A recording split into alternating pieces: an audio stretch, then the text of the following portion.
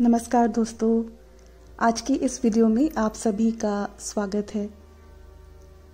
आप में से बहुत सारे लोग जानते होंगे हर संडे को पिछले 5 संडे से मैं एक संडे स्पेशल वीडियो डालती हूँ जिसमें मैं Indian ethics, Indian Athos, tradition, culture के बारे में कुछ ना कुछ इन्फॉर्मेशन देती हूँ through the deities of India. मतलब कि जो इंडिया में देवी देवता पूजे जाते हैं उनका क्या सिंबॉलिक मीनिंग है, उनकी ऊर्जा को हम अपने जीवन में कैसे धारण कर सकते हैं। इन वीडियो के द्वारा जो भी मेरी समझ है मैं वो नॉलेज शेयर करती हूँ। आज के इस वीडियो में जो कि 6th वीडियो है, हम बात करेंगे दुर्गा देवी की। हम समझेंगे कि जो दुर्गा माँ है उनका क्या सिंबॉलिज्म है, क्या मीनिंग है। दोस्तों, आपने इससे पहले के वीडियोस नहीं देखे हैं तो उन वीडियोस का लिंक मैं कार्ड्स में और डिस्क्रिप्शन बॉक्स में डाल दूंगी, आप वो वीडियोस भी देख सकते हैं। इन वीडियोस को बनाने के 2 कारण हैं। पहला ये जिससे कि आप अपने कल्चर को समझ सकें, आप इंडियन कल्चर में जो भी रिचुअल्स हैं, देवी देवता हैं, उनका सही मायने समझ सकें और उस ऊर्जा को अपने जीवन में धारण कर सके। प्रथम कारण तो ये है। दूसरा ये है, जैसे मैं हमेशा बोलती हूँ, जो भी हम अपने जीवन में एक स्पिरिचुअल एवोल्यूशन मतलब कि आध्यात्मिक विकास करने की जब एक कोशिश करते हैं तो हमें सतत परिश्रम करते रहना चाहिए और हमें नोटिस करते रहना चाहिए कि हमें अपने जीवन के, अपने मन के किस पहलू में अब ज़्यादा अवेयर होना है। अगर आप संडेज को ये रीडिंग्स सुन रहे हैं और डेफिनेटली क्योंकि आप इंडिया से हैं तो आपका कोई ना कोई एक कनेक्शन, एक अटैचमेंट तो होगा अपने कल्चर से, तो आपको अपने कल्चर से सीख के आने वाले सप्ताह के लिए कुछ अच्छी इन्फॉर्मेशन मिलेगी जिसके प्रति आप अवेयर रह सकते हैं। आप इस इन्फॉर्मेशन को अपने फ्रेंड्स से, फैमिली से भी शेयर कर सकते हैं। दोस्तों, ये एक बिल्कुल डिफरेंट तरीका है अपने कल्चर को समझने का, और जब आप इसको इस तरह से समझेंगे तो आपको अपने कल्चर के प्रति और श्रद्धा होगी, रिस्पेक्ट होगी। चलिए स्टार्ट करते हैं आज की ये रीडिंग, जिसमें जो मैंने कार्ड निकाला है वो आया है दुर्गा देवी का। दोस्तों, आप में से सभी लोग जानते होंगे दुर्गा माँ के बारे में। जो दुर्गा माँ है उनका जो नाम है उसके मीनिंग को हम 2 तरीके से समझ सकते हैं। एक वर्ड होता है दुर्गति नाशिनी, मतलब कि जो हमारी सफरिंग्स हैं उसका नाश करने वाली वो है दुर्गा देवी। एक हिंदी में ही दूसरा वर्ड होता है जिसको हम बोलते हैं दुर्ग, मतलब कि एक फोर्ट। इसका मतलब क्या हुआ? वो स्टेट ऑफ कॉन्शियसनेस जहाँ पे हम नेगेटिविटी से अनअफेक्टेड हों और हम अपनी प्योरिटी, अपने विजडम को इंटैक्ट रख सकें, ऐसा एक दुर्ग। तो दुर्गा माँ को हम उस मीनिंग से भी समझ सकते हैं। जो दुर्गा माँ है उनकी उत्पत्ति के बारे में आप में से बहुत लोग जानते होंगे। उनकी उत्पत्ति की गई थी त्रिदेवों के द्वारा। वो इसलिए क्योंकि एक असुर था जिसका नाम था महिषासुर। महिषासुर को वरदान था कि उसे कोई देवता या फिर कोई भी मनुष्य मार नहीं सकता। इस कारण से महिषासुर देवताओं को परेशान करता था, देवताओं से लड़ाइयाँ करता था। जब बहुत सारे देवता परेशान हो गए तो जब उन्होंने प्रार्थना की त्रिदेवों से, उन्होंने अपनी शक्ति के द्वारा दुर्गा माँ का अवतरण किया, उनको मनाया। दोस्तों, आप में से बहुत लोग ये भी जानते होंगे, इसलिए जो दुर्गा देवी हैं, दुर्गा माँ हैं, उनका एक नाम महिषासुर मर्दिनी भी है। महिषासुर के बारे में थोड़ा सा जानते हैं। जो महिषासुर था वो एक असुर था और जो उसके पिता थे उनका नाम था रंभ, जो कि असुरों के राजा थे। कहानी ऐसी है कि जो रंभ थे उनको एक भैंस जो थी वो अच्छी लगी। वो कोई एक प्रिंसेस थी पूर्व जन्म की जिसका नाम था श्यामला, और उस प्रिंसेस को कोई कर्स मिला था जिस वजह से वो भैंस बन गई। लेकिन जो असुर था, जब उसको उससे प्रेम हुआ तो उसने उससे शादी कर ली उन दोनों का जो पुत्र हुआ उसको कहा गया महिषासुर, मतलब वो असुर जिसका कि सर भैंसे जैसा हो या भैंस जैसा हो। तो आप ये चीज़ देखें, जो भी कोई एक सिंबॉलिज्म होता है, कोई भी चीज़ ऐसे ही नहीं हमारे स्क्रिप्चर्स में बोली जाती है, हर एक चीज़ का एक ना एक मीनिंग होता है। तो महिषासुर का मतलब क्या हुआ? एक ऐसा असुर जिसकी बुद्धि कैसी हो? एक भैंस की जैसी हो। अब इस सिंबॉलिज्म को समझने के लिए हमें एक असुर को समझना भी ज़रूरी है और एक भैंस को समझना भी ज़रूरी है। तो असुर का मतलब क्या हुआ? दोस्तों, जो असुर प्रवृत्ति होती है वो हमारे अंदर भी हो सकती है अगर हम विजडम के साथ नहीं चलते हैं। अगर जो हमारी ह्यूमन वैल्यूज़ हैं, करुणा की, प्रेम की, हार्मनी की, सत्यता की, अगर वो हमारे अंदर नहीं है, हम उसके अगेंस्ट चल रहे हैं, तो वो हमारी असुरी प्रवृत्तियां ही हैं। जब हम अपनी असुरी जो प्रवृत्तियां हैं उसमें बहुत ज़्यादा लीन हो जाते हैं तो हमारी बुद्धि कैसी होने लगती है? एक भैंसे की जैसी, एक भैंस की जैसी। अगर आप एक भैंस का बिहेवियर कभी समझें, कभी पढ़ें, तो आप ये जानेंगे कि जो एक भैंस होती है या जो भैंस का जो एक ग्रुप होता है, वो लोग मोस्टली हर्ड्स में, मतलब कि ग्रुप्स में रहते हैं। लेकिन उस ग्रुप में जो फीमेल्स होती हैं वो अपने बच्चों के साथ रहती हैं, वो एक अलग ग्रुप होता है। और जो मेल्स होते हैं, जो मेल भैंस होती है, उसका ग्रुप अलग होता है। तो इसका अगर आप डीप मीनिंग समझें तो क्या मतलब है? मतलब कि जब हमारी कॉन्शियसनेस, जब हमारी चेतना, हमारा सोचने का तरीका, प्रवृत्ति एक भैंस के समान होगा, वो तब होगा जब हम अपनी असुरी प्रवृत्ति में और ज़्यादा लीन हो गए हैं। तब क्या होगा? हमारा एक्शन, मतलब कि yang male energy, action orientation separate हो जाएगी हमारे इनर वर्ल्ड से और हमारे जो भी हमने चीज़ें क्रिएट की हैं उससे। जो एक फीमेल होती है, चाहे वो किसी भी स्पीशीज़ की फीमेल हो, वो अंतर जगत को दर्शाती है। तो हमने क्या देखा? जो एक भैंस का जो एक टिपिकल बिहेवियर है, जो मेल्स होते हैं वो अलग रहते हैं, जो फीमेल्स होती हैं वो अपने बच्चों के साथ अलग ग्रुप में रहती हैं और वो सिर्फ मीटिंग के लिए ही मिलते हैं। मतलब कि जब उनका मीटिंग सीजन होता है वो तभी मिलते हैं। तो मतलब क्या हुआ? जब हम इतने एक्शन ओरिएंटेड हो जाते हैं, हम अपनी भावनाओं से दूर ही रहना चाहते हैं, क्योंकि जो हमारे अंदर की का ज्ञान है, जो हमारे अंदर की भावनाएं हैं जो कि शुद्ध हैं, वो हमें अच्छी ही नहीं लगती। आप में से बहुत सारे लोग एक्सपीरियंस किए होंगे, ऐसे लोगों को जानते होंगे जो कई बार मटेरियल प्लेजर्स प्राप्त करने के लिए ज़िंदगी इस पंचतत्व के शरीर की, जो ये पंचतत्व का जो ये दुनिया है, इससे रिलेटेड जो भी डिज़ायर्स होते हैं, मटेरियल डिज़ायर्स हैं, कई बार बहुत से लोग इनको पूरा करने में सारा फोकस लगा देते हैं। ऐसे में उनके अंदर की जो अच्छी भावनाएं होती हैं, प्रेम की, करुणा की, दया की, वो कहीं ना कहीं ख़त्म हो जाती हैं, क्योंकि वो उससे सेपरेट हो जाते हैं। तो मतलब क्या हुआ? जब भी हम अपने मटेरियल वर्ल्ड में इतनी ज़्यादा लीन हो जाते हैं अपनी असुरी प्रवृत्तियों द्वारा कि हम अपने इंटरनल वर्ल्ड की जो अच्छी शुद्ध इमोशंस हैं उन्हें देखना ही नहीं चाहते, हम उनसे सेपरेट हो जाते हैं। तब हम कैसे बनने लगते हैं? महिषासुर जैसे।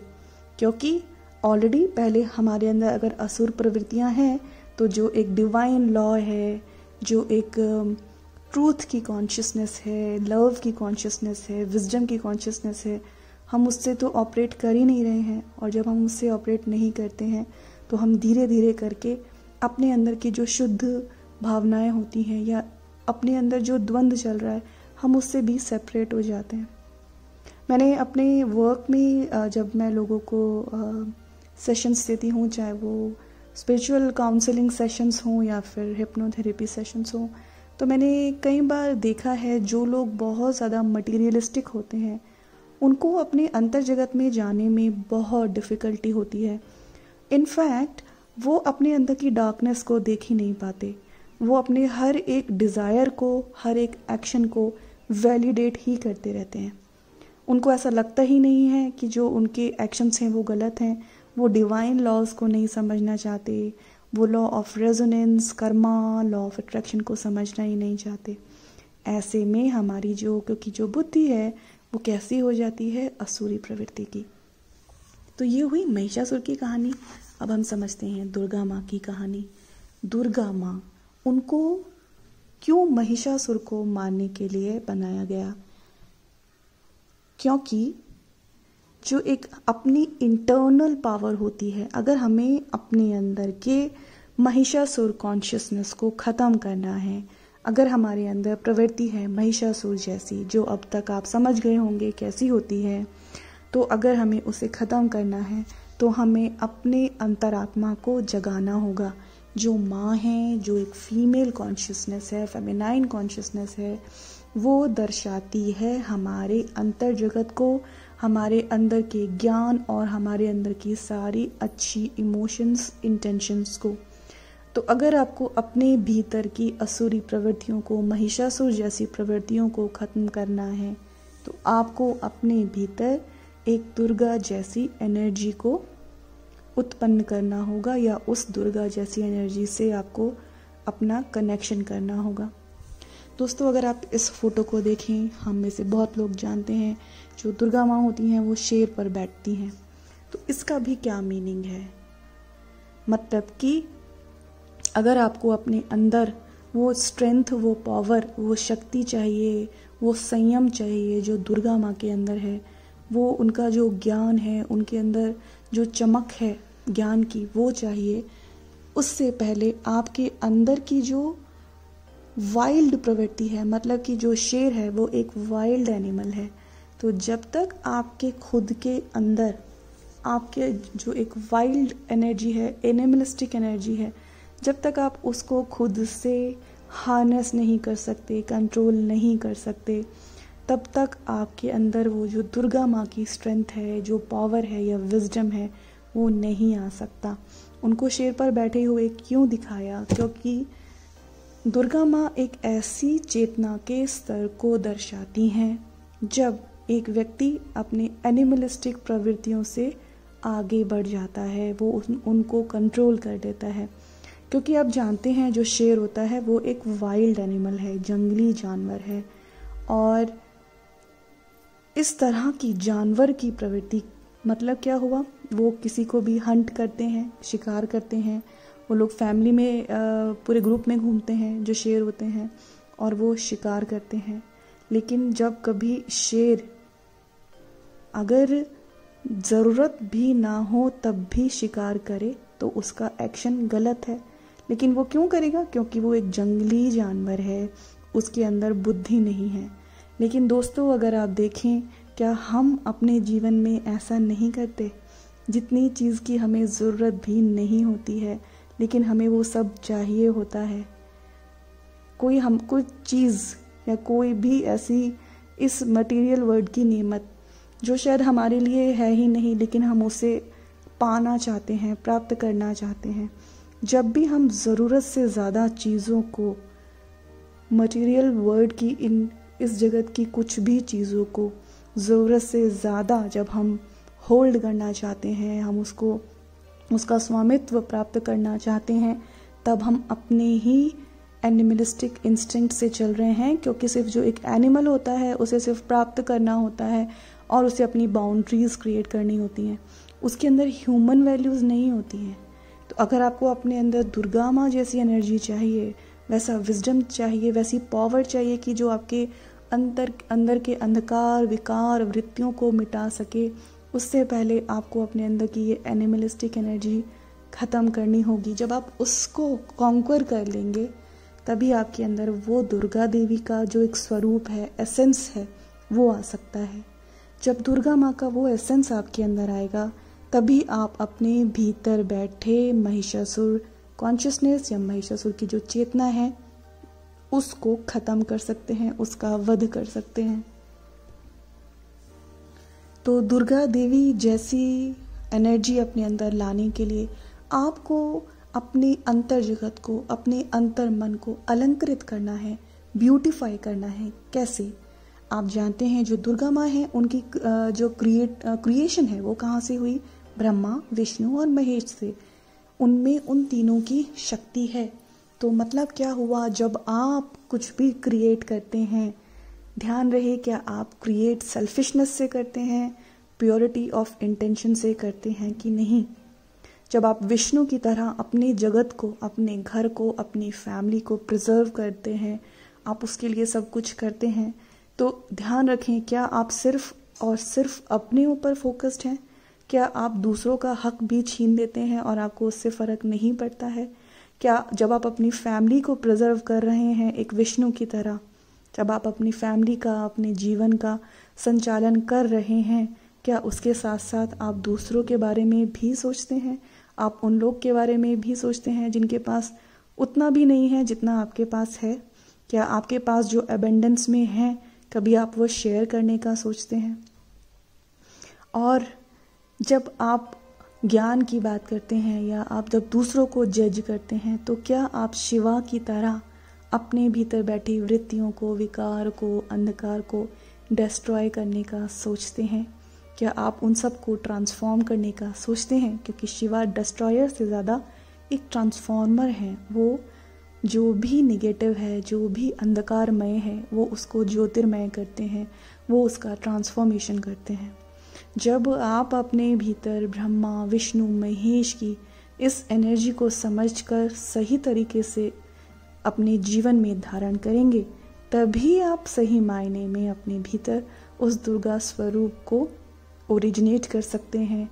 उस दुर्गा स्वरूप के जो एसेंस है उसको महसूस कर सकते हैं। और जब आप उस दुर्गा स्वरूप को महसूस करेंगे दोस्तों, तभी अपने अंदर बैठी असुरी प्रवृत्तियों को, महिषासुर जैसी प्रवृत्तियों को अपने भीतर से खत्म कर पाएंगे।